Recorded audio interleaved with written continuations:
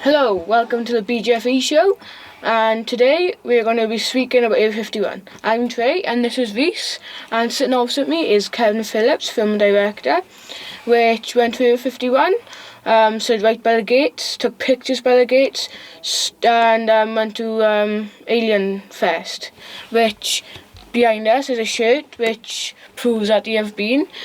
And today we're going to be speaking about Area 51, Bob Lazar, and other queries about Area 51. So would you like to start us off about what Area 51 is? Area 51 is located in the Nevada desert in America. Yeah. It is, yeah. What's your views on Area 51? Well, first and foremost, it's a military base, and you know it got the longest runway in the world. Only the past couple of years that they've actually acknowledged that it is a military base. So for me, first and foremost, that's what it is, a military base. So you know, if you plan on storming it, like the event that happened a couple of months back, then of course they've got the authority to pretty much shoot on sight. Yeah. So first of all, it's a military base, which I believe also the stealth fighters and the stealth bomber, the B2, B1, something like that. Yeah. But the stealth fighters, both of them was actually tested there. Yeah.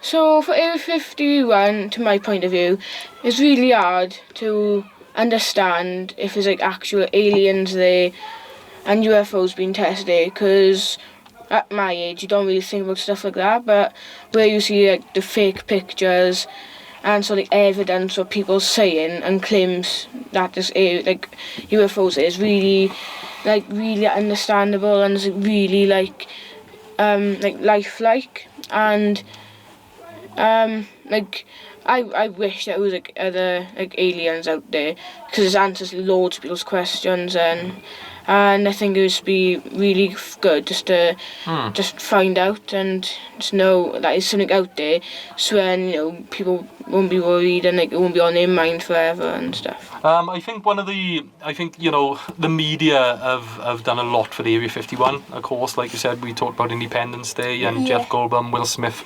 that movie. Where his chief focus is there, and there was lots of documentaries about Area 51, what's been hid in Area 51. Yeah. I kind of like the theories that alien aircraft, especially from Roswell, when it crashed in the alien spacecraft supposed to crashed in Roswell, New Mexico, and the ship was possibly taken there if it existed, and of course it was reverse engineered into some of the maybe test aircraft that do exist today. Maybe not, we don't know.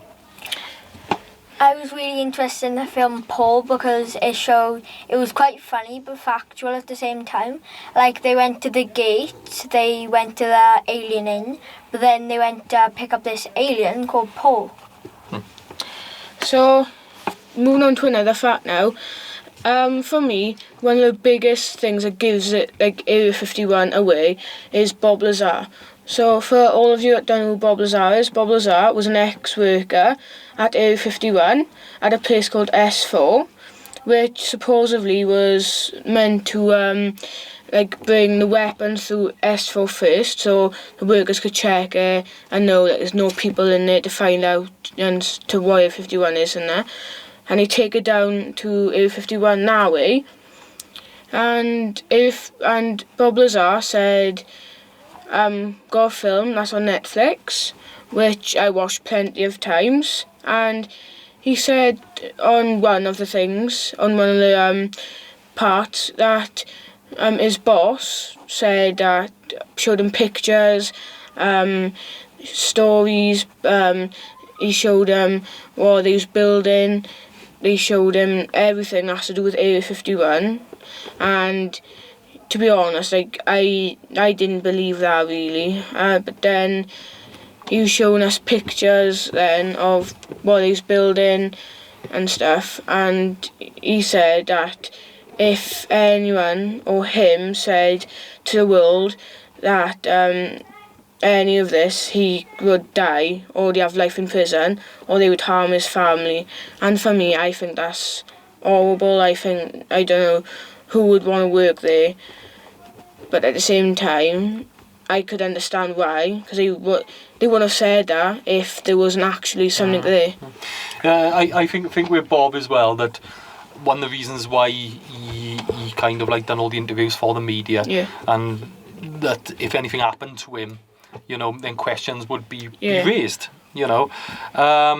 And he probably signed the Official Secrets Act and everything, so in a sense he'd probably break in half a dozen laws just by talking to people. He's very, he believes everything he says, you know, and there's no reason for us not to believe in aliens or alien spacecraft. You know, don't quote me, but I think it was Arthur C. Clarke that actually said that, you know, there's more suns in the sky than every grain of sand on every beach on the Earth. So can you imagine how many planets and how many solar systems? You know, I find it difficult to believe that we're the only life forms, you know, in the galaxy. So, you know, why can't there be other life forms? It's really confusing and a hard topic to get your head around when it comes to like aliens and like if they're whether out there or not, because I don't really think we have the right equipment, the right people to do it, just to actually find out if there is, to go far into the planet. And I think that these answers would never get answered because of just how hard it is, and just because it's, to be honest, it's really far-fetched in a sort of way. Sorry. If anyone don't know what Area 51 is, it's a alien military base based like in Nevada desert, and people have conspiracies about it of aliens and alien aircrafts and alien weapons being built there. So the actual base itself, like I said, when we went, you know, and it's not a big thing actually going to the gates, because they actually do a lot of trips from Las Vegas, and you know, you can go out. You first of all go down the extraterrestrial highway. You stop at the little Alien Inn. We got talking to the owners, Pat and her daughter Connie. Okay, they did warn us. So did the tour guide. He said, you know, do not cross the invisible line. You see signs everywhere, and you'll get heaps of trouble. You know, if you're lucky, you'll get actually locked up by the sheriff. If you're not, you could be just, you know, chucked in a cell indefinitely, and certainly your trip would be ruined, and you'd have hefty fines as well. But the whole, you know, for me as somebody who's always been interested in UFOs and ufology, to go to Area 51 was very, very special. And the day started, you know, you leave Las Vegas. One of our first stops was an ancient Indian marker. There was a few stone formations, and some of the oldest Native American Indian markings on this slab. But also maybe a photo will just fly up now as I'm speaking. But there was also images of the stone formation that look very much like the aliens' heads, especially the aliens that's named as greys. Do you know what I mean? Because they got them, you know, the tall heads and the grey bodies now. And there's a stone that very much looked like that. And of course, at this point as well, on the Dry Bed Lake in Nevada, this was where Area 51, the scenes of Area 51 in Independence Day was filmed as well. And then from then, we went on to Little Alien Inn, and we had food there. And of course, you know, it was a lovely little place. And, you know, I think it's the closest town as well to actually Area 51. So, you know, it's a very much a big hot spot for anybody who's really studying ufology. So, on to another topic now. Some of you might be asking, how do the workers get there? And I read about a lot of stuff I'm saying is not true, but I have read about that there's 3 ways that I know of which they could possibly get there. One of the ways is that they could catch a bus from one of the workers there, which takes them from one place to Area 51. And the second is on a plane, which they drive to a plane, they get checked, and they would get over to Area 51 via plane. third one is they could possibly drive there, but they would check their cars thoroughly. They would check them, and yeah. So I think there's it's I think it's common knowledge, but there's actually a small airline which no markings on at all, which you can actually see from just over the fence because the actual Las Vegas airport is quite close to the city, and you walk by the fences quite often. Some people, when they went there, there was raiding on a specific date, and I can't remember, and people raiding, and like 25% of the people that got caught said there was nothing there. But then the rest of the people that didn't get caught and get onto the building said there was UFOs and tanks of aliens. I honestly think that nobody have actually successfully stormed the... but I think we'll come on to that in a little bit at the end of the show. But for the actual workers, they can drive their buses, but that airline, they say, is just for the actual workers of Area 51. And being a government installation or military installation, they will need a lot of civilians working there. That's something that is essential for any military base. They do need civilian workers there. So, it's a very, like I said, it's a mecca for anybody interested in aliens. When we was talking about Paul, I think parts of that was filmed near the little alien inn. Yeah, it was in the alien inn when they had some dinner when they stopped. Yeah. Yeah. And I think they got, actually, if I remember right, they actually got pictures up of them filming or, and doing the research or whatever. So... now we're going to speak about the weapons they may have in Area 51. And so, obviously they would have the normal pistols, the machine guns, which the security would have for if anyone did choose to run into it and stuff. But then, with the extraterrestrial weapons, on another note, I don't really know much about that. Besides, I think they might have some sort of weapon for it to... Yeah, we don't know. We joke about ray guns and stuff, but what you got to think of is that the B-2 stealth bomber and the stealth fighter, they're in development from the late 70s, the official release, I can't remember, but when I first started working in the media business, we had a documentary called Night Hawks, I believe, and that was the story of the stealths, and that was released mid-90s. So, you think how long the development of them would take. You're talking about maybe 20, 30, 40 years. What's in development today? Some of the people that have a conspiracy is about the Teslas that can drive automatically, like the Tesla Model X. Some people thought that the Tesla got some secret documents or something off the Area 51 to get automatic driving. If anybody did manage to recreate alien technology, what probably it would definitely influence cars, planes, weapons of today. Yeah. I think if there was such a thing as aliens, we would have known about it by now, considering how long the Earth has actually been here for. We would have known by now, really. But at the end of the day, Earth, the people, scientists are coming up with things every day, of ideas what they want to do in the future, things they're working on. So... it wouldn't surprise me really if before long they would find out, but another part of me saying we should have known by now, considering how long humans have been on this earth for, how much people have found out about Area 51, how much people knows about Area 51, and there needs to be some sort of person that took workers that maybe recorded something, because there's little cameras you could buy, and personally, if I was working there, that's what I would do. I think when it comes to aliens now, there's a program I watch every so often called Ancient Aliens, and they look for kind of stories that relate back to, you know, ancient monuments and ancient people.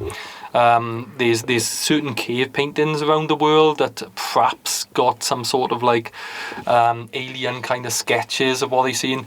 There's numerous stories about ancient buildings that's so well built that it was impossible to do it for them that time. You know, you talk about the pyramids and you know, what were they used for? Officially used tombs, but a lot of people say that it could have been an energy source. You know, like quartz being used as an energy source or something like that. So there's multiple kind of ideas and theories that aliens have been here a long time. But let me ask you this: if you was an alien and you come across Earth, right, and you've got this country fighting this country, this country don't get on with this country, we don't like them because of their colour, we don't like them because of what they believe in. If I was an alien, I would stop and I shoot right by until you know, perhaps we got a bit more civilised, because, you know, if I always think that if we are at constant war with each other, which we are, the first, say, aliens that landed here, like the first contact that they would make with us, we would question them. I think we are too immature to actually deal with alien contact at the moment, because you know, like I said, if we to go to war with each other so regularly, then, you know, we would probably land up going to war with an alien race because they are different. On one of the Google Maps, when I was watching a YouTube video a couple of months back, it was showing things got caught on Google Maps and like Google Earth and that. And when a person was scrolling through and they was taking pictures for the Google Earth every couple of years, they saw a glimpse of a flying disc, known as UFO, in the sky. There's loads of photos of the years that come out. There's some fascinating ones, I think, that was taken over LA. In fact, there's a story about, I think it's called the Battle of LA, something like that, where I think he was doing World War II or just after, that they was actually shooting up in the air and they thought there was some sort of aircraft, and you know, there was nothing registered at all. So numerous stories, numerous theories, but we can be sure that Area 51 does exist. Yeah. Really hard to know loads of stuff about Area 51, considering how secret and it is. But hopefully within a couple years or months, some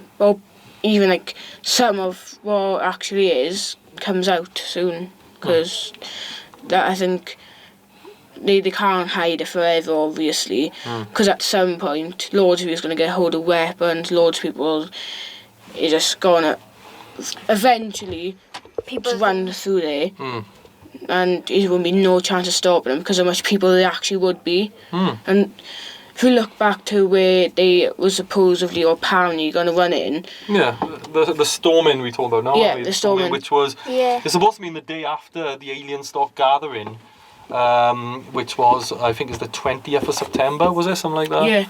Yeah.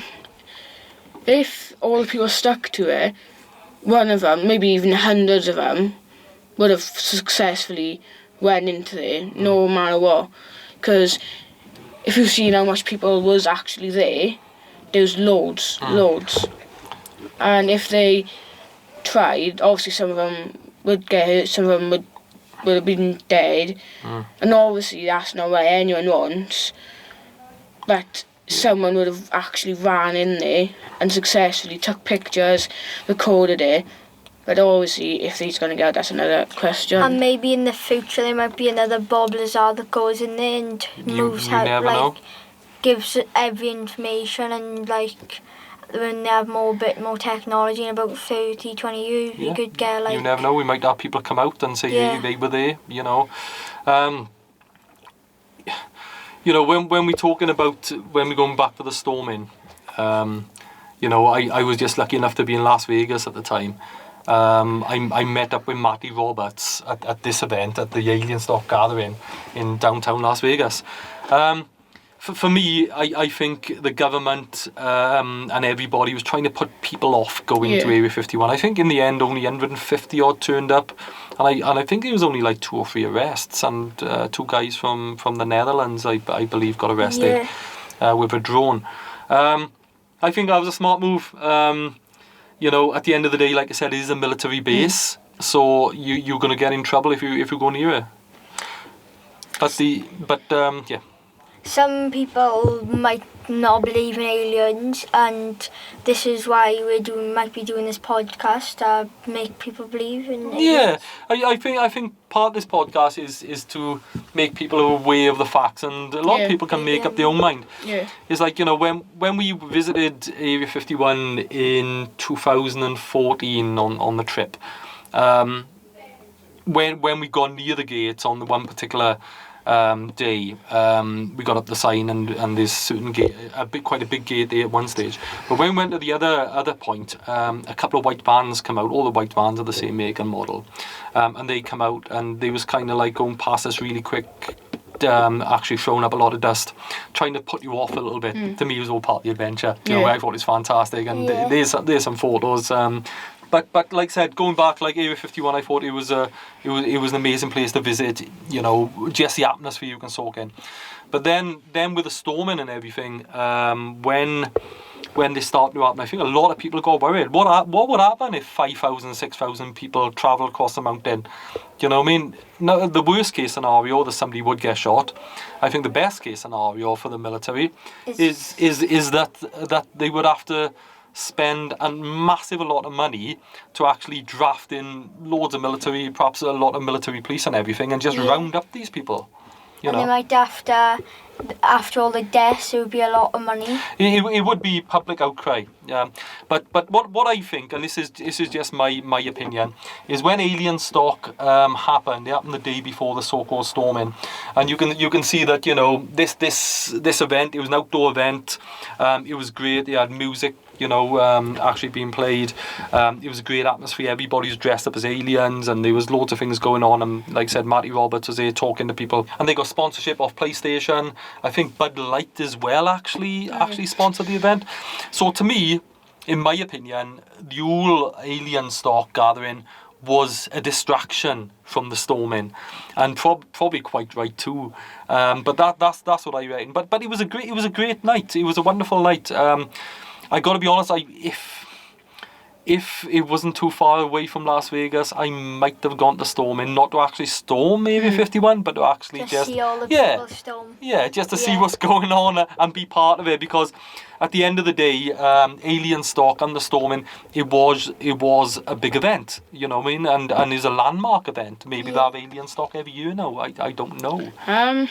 One of my queries too is, you see out there all, and you could relate to this because it's part of your career in a way, there's all these different lenses or cameras you could have, all the zooms and stuff, and there are mountains which you can climb up which look over Area 51, and what I don't really get is, because someone with a good lens could always zoom right into it and you could get a clear shot of Area 51.